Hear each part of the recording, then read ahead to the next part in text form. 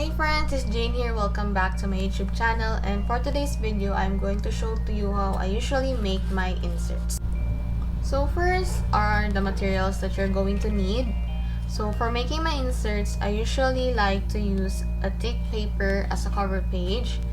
So you can also use those cereal boxes that you have at home. You can also use that one as your cover page because the box is thick. So you can just use whatever thick paper that you can find. And for the inserts or the pages rather, I am going to use these pages that I've cut already into passport size. So there are different kinds of papers that you can see. So we have this normal bond paper, crafting paper, parchment paper, and just random papers that I can find at home. When I make my inserts, I usually have two methods of doing it. First is stitching, and second is using the stapler. So first is stitching. So this is how stitching looks like. This is one of my old journals, by the way. So as you can see, my spreads are not that good yet, but this is what stitching looks like. As you can see, there is thread in the middle of the insert, and it binds the insert or the notebook together. So I hope you can see it clearly. So that is what stitching looks like.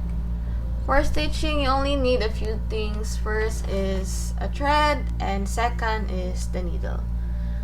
So what I usually do is to measure the distance of the holes that I'm going to put the needle with. So measure the distance between them. I think this one is 1 centimeter apart.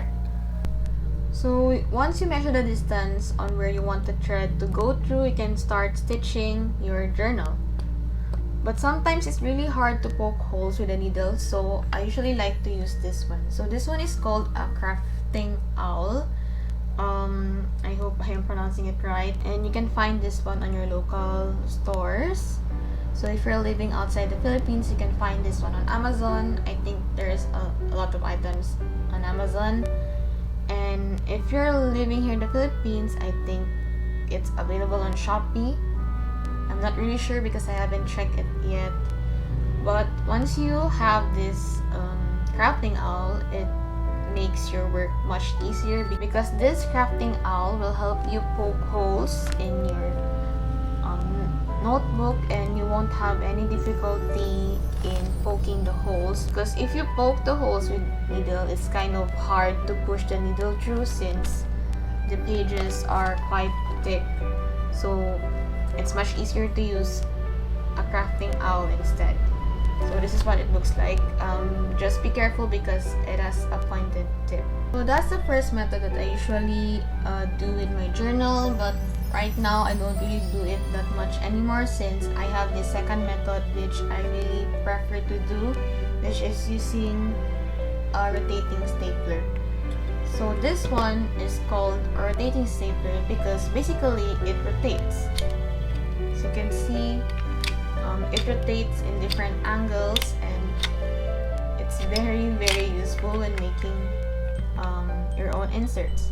So the rotating stapler can be bought on Amazon or Shopee. I think it's available there as well, and you just need to look to it. But if you have Daiso in your area, they actually sell rotating staplers as well, and this is what it looks like.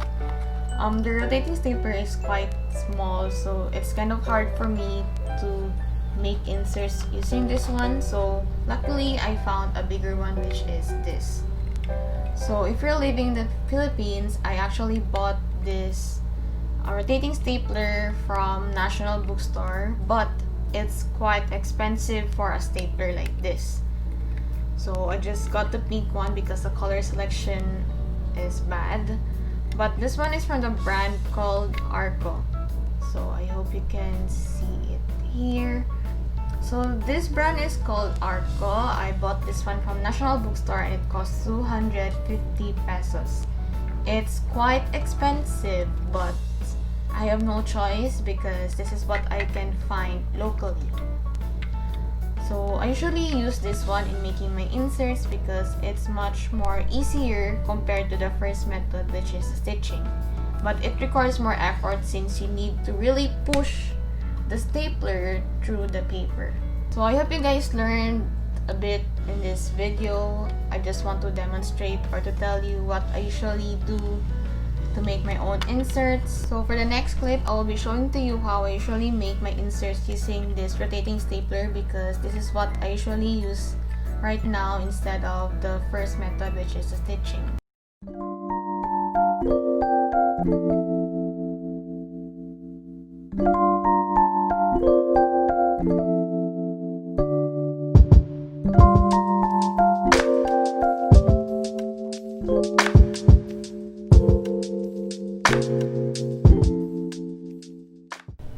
To be honest, this is what usually happens when I use a rotating stapler. You can't really estimate the distance where the staple will go through. At first, it may look nice at the back part or in the cover page part because it looks centered, but inside it looks like this. But for me, this kind of error is okay. Like, I don't really mind this kind of error. So this is the final product of the handmade insert. I'm actually happy with this result here because I somehow managed to staple in the middle part of the journal. But for this top part, it's okay. I'm not that perfectionist. I don't really mind this kind of error. So there you have it. You have your own journal. And for the edges, you can actually trim this one, but for me, I just like to let it stay that way because I'm kind of lazy to trim it all. So yeah, I hope this video helped you guys, and it's just a very quick tutorial that I did. Hopefully it helped you in some way on making your own journal.